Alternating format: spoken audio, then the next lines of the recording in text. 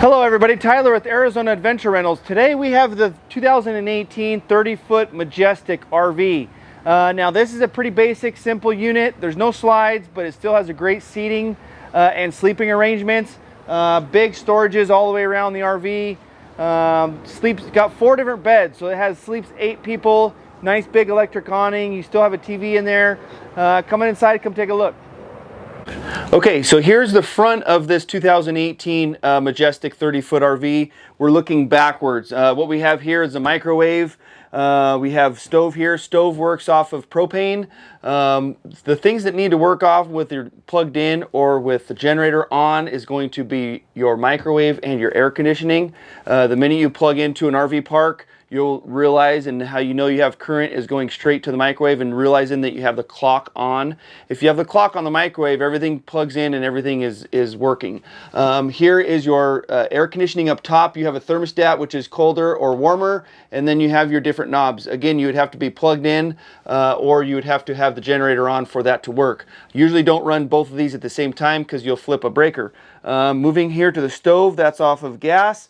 We have your normal sink here. This is a thermostat at night. Very easy to use that. That runs off of battery and propane. That's clicked off, and then that turns it on, and that's warmer and colder. So that flips it off. And if you are going to dry camp, I suggest you always go to sleep with good batteries, and that should be able to warm it down throughout the night. There's a lot of lights up throughout here as well. There's also a plug-in here, and in the bathroom, those outlets would have to be on with the generator on and running or plugged in as well. Here you have your fridge. You just have an on and off button, and you have gas on and off. So as you're traveling, we usually always just turn it on and turn it on gas. That way it runs off propane. The minute you plug in somewhere, you can flip it back to auto, then it will run off of electricity. So that's very, very basic and standard.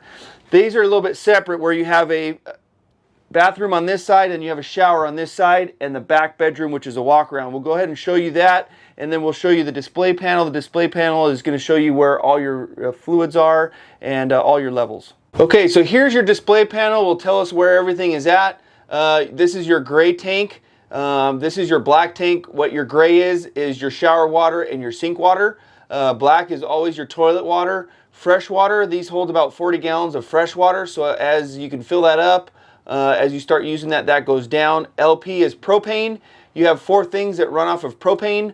The things that would run off of propane would be your stove, your hot water, your fridge, and your heater at night. So those are the 4 things as you use those, and the battery condition. If you're driving, your batteries are charging. If you're plugged in, your batteries are charging. And if you're just stopped, then you're not charging, and that's when the things that will start to go down. So this will tell us where we're at. Just to show you this one, this one's gray on, this one's empty on black. We have 2/3 gray. We're about empty on fresh water. Propane's at about a half, and our batteries are full. Back over here is to the water pump. Water pump, flip that on anytime you're going to want any type of water pressure or go to the bathroom or shower. Biggest thing is use that with definitely with the bathroom, because that way before you go to the bathroom, you can flush that with your foot, and then you'll actually flush it with something. So use that before you go to the bathroom. Hot water, if you're going to get ready to take a shower, leave the pump on with the hot water heater on, and that will run off of propane. In about 10 minutes, that will get everything very cold. Flip that off when you're done, otherwise you're going to burn a lot of propane keeping that alive. I usually turn the water pump switch off when you're not using it.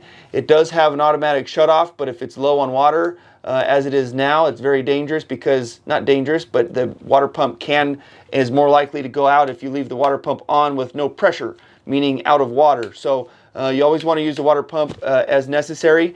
To run the generator, you just flip this on, and that will turn over and start. How you know it's on is that you can hear it turn on, and that light's on. Then you're usually on a delay for about 30 seconds, and then your microwave and all your appliances will start to kick on. And then you wait for about another 30 seconds, and then you can put a load on it, which would mean your air conditioning or your microwave, but not both at the same time. So that's it for your display panel. Let's go ahead and continue on to the back of the RV and check out the bathroom along with the shower and the back bedroom. Okay, so here's your bathroom. Pretty basic and simple. You have your hot and cold water along with your toilet. The flusher for the toilet is just a foot lever down on the right side of the toilet. And then you have your hot and cold water along with some vents and light inside. Then moving on to the back bedroom. There's no slides in this RV, but it still does have a nice setup that has a walk around on both sides. So you can still access each side of the bed. And then you each have your nightstand on each side along with lights and along with the upper storage cabinets. So that's it for the back bedroom, and then we'll come show you the shower as well. So here you have your walk-in shower. I like this because it's separate from everything else. You just have your one light, hot and cold water, along with your detachable nozzle there at the end. And that's completely separate from the bathroom. So it is kind of different and a lot nicer. So here's the back of the RV looking forward. We talked a little bit about the fridge, but I'll go over that one more time. That's just an on and off switch. And then you have a gas and auto switch. I always just put it on gas when you're not plugged in and you're traveling down the road. That way it just runs off of propane. Then you turn it on auto when you are plugged in, or if you're going to be plugged in somewhere or have the generator on. Generators sometimes have a hard time running the air conditioning and other things, so especially if it's in the summer. I always tell people to turn that on gas mode so it's not one more thing sucking the life out of the generator. But that is on and working as long as your check light is not on. If you start with a warm fridge, it does take 3, 4, 5 hours sometime for that to get cold. And it usually can start from the top. The freezer gets cold first and then it goes down to the fridge. So that is the fridge. Also the microwave and stove we already talked about. This is a pole for the table. You could take that pole off. The pole goes straight into that storage there, and then that table swivels down into a bed. You also have this. It just pulls right up and out into a bed. And then you have your insert here that you can flip around, and that is your fourth bed. So you have 4 different beds. Technically this sleeps 8. That's a little bit smaller of a bed. And then the only other things that you have up here is your TV. TV is plugged in there. Again, your generator would have to be on, or you have to be plugged in for that to work. You have lights underneath here, and then you have an awning switch. This does have an electric awning outside. Extend, retract. Usually the RV always has to be off. The key's in the off position, and then that will run in and out. At night, we always bring that in. If it's windy, bring it in or out. Don't drive with it out or try to move around with it in or out. That's where we see a lot of the damage. So that's it for the inside of here. We'll go ahead and walk through you on the outside and show you how the dump works, and along with outside storage and vents. So here's the right side of your RV. There's usually not a lot on the right side. All your hookups are on the left side. But here on the right side, you have one good storage. This is your entry, obviously. This is propane. You always take full of propane and you bring back full of propane. A lot of places to get propane, just Google it around you.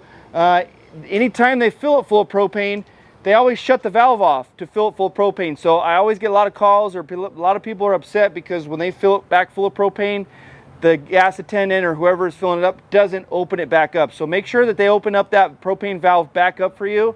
And if you want to be extra sure, always go to the stove and get all the air out of the system. Run the stove for about 20 seconds and that will get all the air out of the system. Then you know your fridge is going to stay working, and all your other appliances and stuff will work still off of gas mode.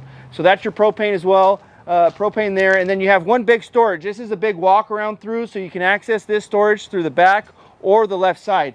There you have just an LED light that turns on so you can see inside here, and then you have an outlet. That outlet would only be live with the generator on or plugged in.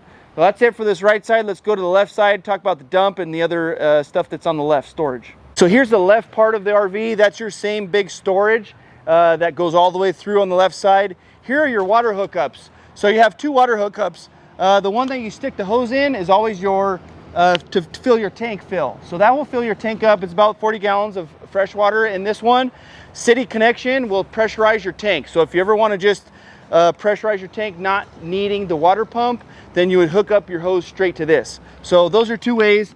You just put your hose in there until it spits out. Once the water spits out, then you know it's full.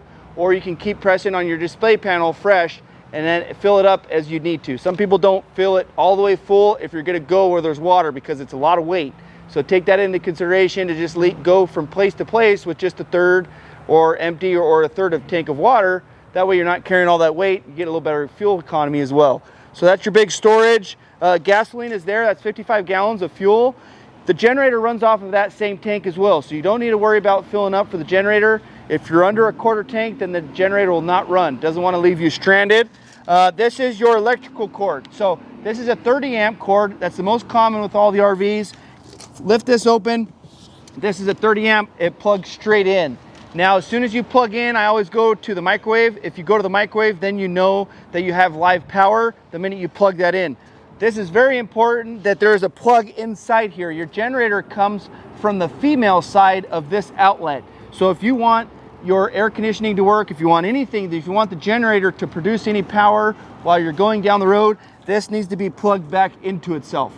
So it's always plugged. Just remember that this 30 amp plug is always plugged into itself in the RV, or it's always plugged into the outlet. If you're plugged into an outlet at the RV, go into the microwave, see if it's on. If it's not on, you just flip a big breaker on at your RV park. And then the minute you plug that into its outlet, you turn the generator on, and then everything will work as well.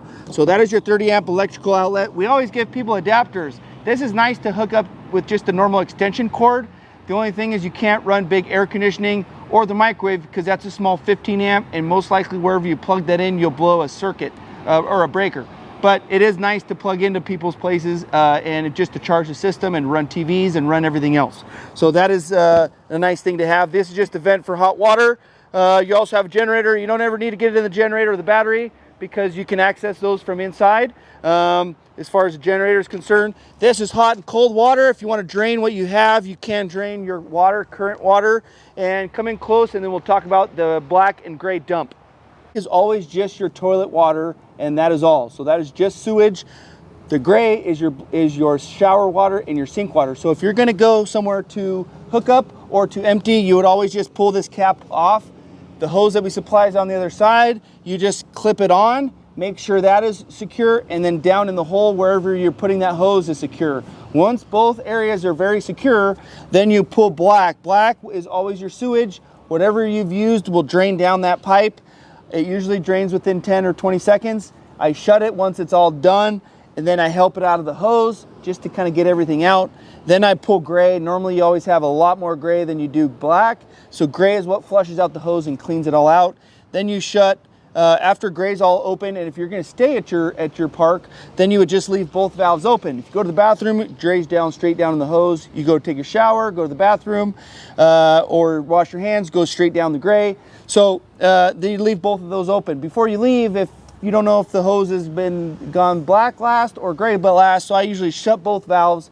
And then you always want to make sure before you put your hose away that you run plenty of fresh water through that. How you do that is run gray water through that, so you could turn your shower, turn your sink on in there, let it run for 5 minutes with this gray valve closed, and then you can come over here after you've ran the shower or the sink for a few minutes, pull gray, and then a big flush of fresh water will go through and clean out your hose. And that's how you dump your hose.